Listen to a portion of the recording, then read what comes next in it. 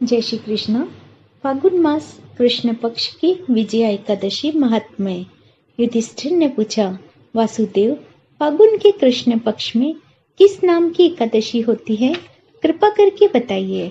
भगवान श्री कृष्ण बोले, युधिष्ठिर, एक बार नारद जी ने ब्रह्मा जी से प्रश्न किया कि हे सूरश्रेष्ठ, फागुन के कृष्ण पक्ष में जो विजया नाम की एकादशी होती है, कृपा करके उसके पुण्य का वर्णन कीजिए। ब्रह्मा जी ने कहा, नारद सुनो, मैं एक उत्तम कथा सुनाता हूँ जो पापों का हरण करने वाली है। यह व्रत बहुत ही प्राचीन, पवित्र और पापनाशक है। यह विजया नाम की एकादशी राजाओं को विजय प्रदान करती है, इसमें तनिक भी संदेह नहीं है। पूर्व काल की बात है। भगवान श्री रामचंद्र जी 14 वर्षों के लिए वन में गए और पंचवटी में सीता और लक्ष्मण के साथ रहने लगे। वहां रहते समय रावण ने चपलतावश विजयात्मा श्री राम की तपस्विनी पत्नी सीता को हर लिया। इस दुख से श्री राम व्याकुल हो उठे। उस समय सीता की खोज करते हुए वे वन में घूमने लगे। कुछ दूर जाने पर उन्हें जटायु मिले, जिनकी आयु समाप्त हो चुकी थी। इसके बाद उन्होंने वन के भीतर कमबंध नामक राक्षस का वध किया। फिर सुग्रीव के साथ उनकी मित्रता हुई। तत्पश्चात श्री राम के लिए वानरों की सेना एकत्रित हुई। हनुमान जी ने लंका के उद्धाम में जाकर सीता जी का दर्शन किया और उन्हें श्री राम की चिन्ह स्वरूप मुद्रिका प्रदान करी। यह उन्होंने महान पुरुषार्थ का काम किया था। वहां से लौटकर वे श्री रामचंद्र जी से मिले और लंका का सारा समाचार उन्हें सुनाया। हनुमान जी की बात सुनकर श्री राम ने सुग्रीव की अनुमति लेकर लंका को प्रस्थान करने का विचार किया और समुद्र किनारे पहुंचकर उन्होंने लक्ष्मण से कहा, सुमित्रा नंदन, किस पुण्य से इस समुद्र को पार किया जा सकता है? यह अत्यंत अगाध और भयंकर जल जंतुओं से भरा हुआ है।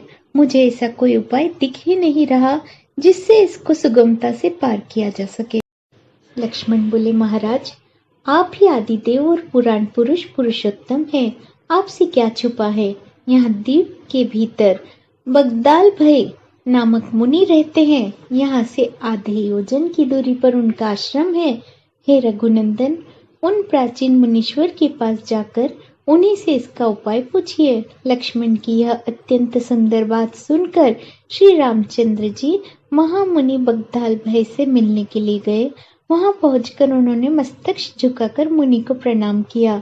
मुनि ने उनको देखते ही पहचान लिया कि ये पुराण पुरुषोत्तम श्री राम हैं, जो किसी कारणवश मानव शरीर में अवतरित हुए हैं।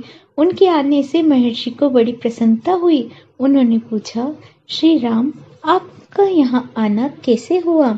श्री राम बोले, ब्राह्मण, आपकी कृपा से राक्षसों सहित लंका को जीतने के लिए सेना के साथ समुद्र के किनारे आया हूँ।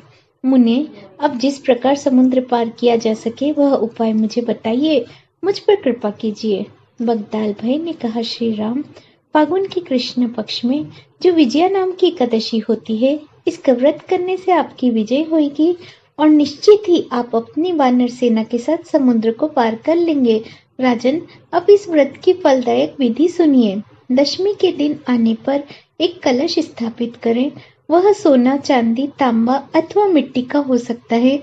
उस कलश को जल से भरकर उसमें पल्लव डाल दे। उसके ऊपर भगवान श्री नारायण के स्वर्णमय विग्रह की स्थापना करें। फिर एकादशी के दिन प्रातःकाल स्नान करें। कलश को पुनः स्थिरता पूर्वक स्थापित करें। माला, चंदन, सुपारी, नारियल आदि के द्वारा विशेष रूप से उसका पूजन करें।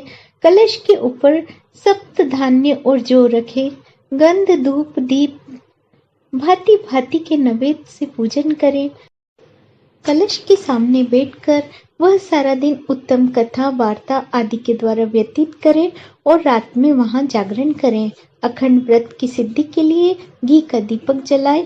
फिर द्वादशी के दिन सूर्योदय होने पर उस कलश को किसी जलाशय के समीप, नदी, झरने या पोखरे के तट पर ले जाकर स्थापित करें और इसकी विधिवत पूजा करके देव प्रतिमा सहित उस कलश को वेद वेता ब्राह्मण के लिए दान कर दे। हे महाराज, कलश के साथ ही और भी बड़े बड़े दान देने चाहिए। श्री राम, आप अपने युद्ध पतियों के साथ इसी विधि से प्रयत्न पूर्वक विजया का व्रत कीजिए, इससे आपकी विजय होगी। ब्रह्मा जी कहते हैं, नारद, यह सुनकर श्री रामचंद्र जी ने मुनि के कथा अनुसार उस समय विजया एकादशी का व्रत किया।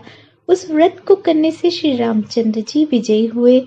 उन्होंने संग्राम में रावण को मारा, लंका पर विजय पाई, सीता को प्राप्त किया। बेटा, जो मनुष्य इस विधि से व्रत करते हैं उन्हें इस लोक में विजय प्राप्त होती है और उनका परलोक में भी अक्षय बना रहता है। भगवान श्री कृष्ण कहते हैं, युधिष्ठिर, इस कारण विजया का व्रत करना चाहिए। इस प्रसंग को पढ़ने और सुनने से वाजपेयी यज्ञ का फल प्राप्त होता है। जय श्री कृष्ण।